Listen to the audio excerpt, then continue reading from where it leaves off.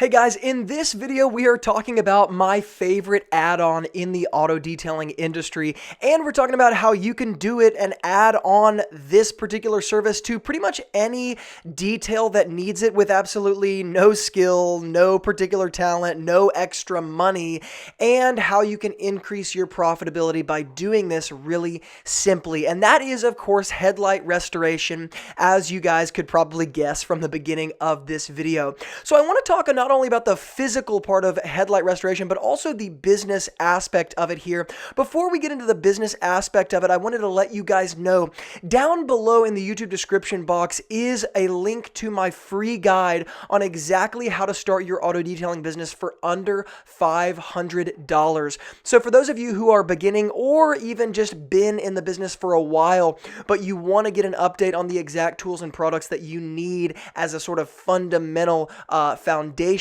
for this business, then go check out that free guide below in the YouTube description box. Now, just as a brief summary on exactly how to do headlight restoration, and I'm going to keep this very, very short, what you're going to see in this video are two different approaches to headlight restoration. The first approach that you see here is the most traditional fundamental way to approach it, and that is very simply wet sanding and then polishing out the sanding marks. What happens here is headlights end up yellowing and fogging over time simply because the clear coat that's manufactured on top of the plastic headlight that's designed to actually keep the headlight protected, when it's not cleaned and washed and protected on a regular basis, it ends up degrading, oxidizing, and yellowing over time. And the only way to permanently fix this problem once the oxidation and the yellowing has started is to actually sand off using sandpaper and wet sanding methods, sand off the protective clear coat on the top of the headlight until it's totally removed,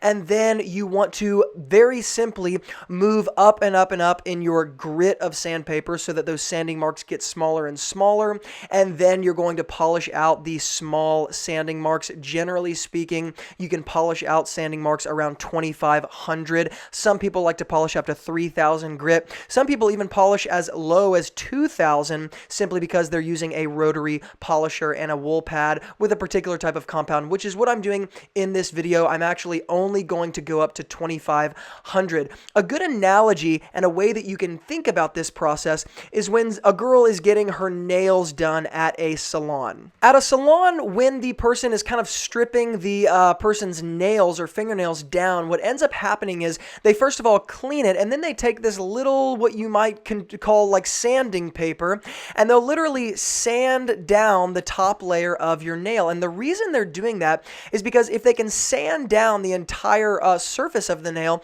you're going to sand down the surface to just this even playing field where there's no grooves or anything like that. And then they take a little bit of product and a really small rotary tool, a really small spinning tool, and they use that polish to polish out the sanding marks. And what's literally happening is the headlight or the nail is being scratched to perfection until the sanding marks are so small that all you have left is what looks like a totally uniform, shiny surface. So you guys saw that happen here with this particular headlight. You can see that shine coming back as I use my rotary polisher and my wool pad and my compound to polish away those really small sanding marks. I'm going to do the same exact thing to the other headlight as well. And once again, this is the most traditional way to approach headlight restoration. The other way that you're going to see in this video is using a headlight restoration kit. Generally, what a headlight restoration kit is going to offer is not only a few sanding discs and sandpaper to sand off the clear coat,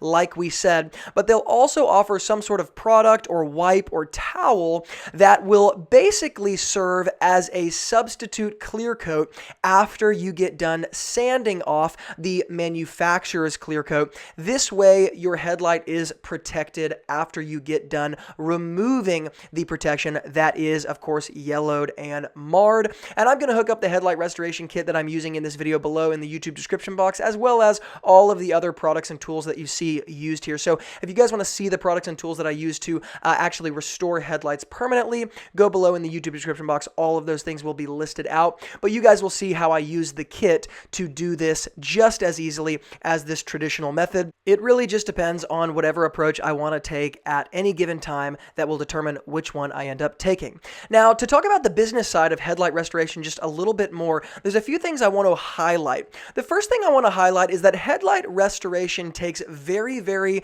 little skill, little talent, and very little detailing knowledge, to be honest with you. And so it ends up being something that virtually any detailer can offer, while at the same time adding a large amount of profitability to your business, simply because this is something that people generally don't know how to do. This is also something that the retail grade kits that most customers buy to try to do it on their own don't actually work very well. So when you understand the nature of headlight restoration, you're able to approach this in a very professional way that brings the results that they want.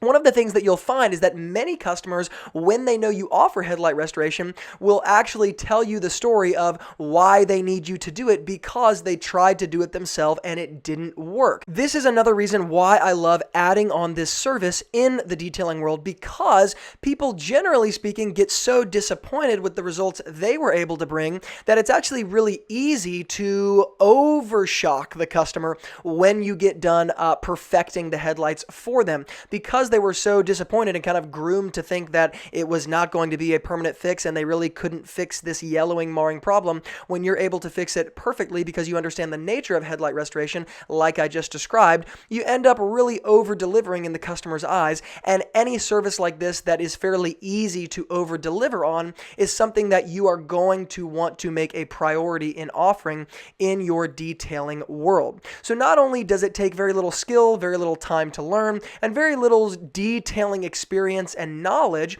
but it's also something that is easily impactful for the customer. And that's bringing me to my third point, in that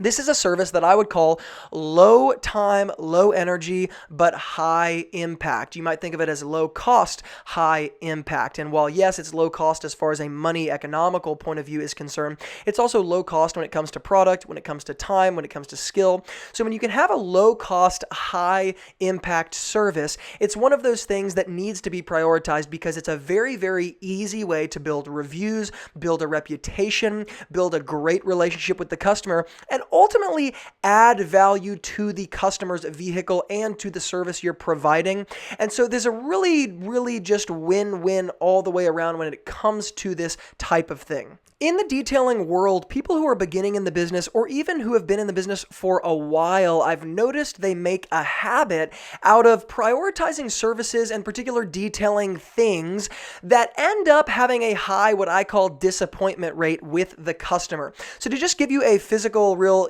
simple example of what I'm talking about, smoke removal is one of those things. Smoke removal is something that requires a ton of time, a ton of energy. It requires, in many ways, more than just one visit to the customer's vehicle. And even when you do everything the right way, from your deep cleaning to your steaming to your extracting to the chemicals you're using to the ozone generator that you're using, even when you implement all of those things in the right way, sometimes you still don't get the result you want with that particular service.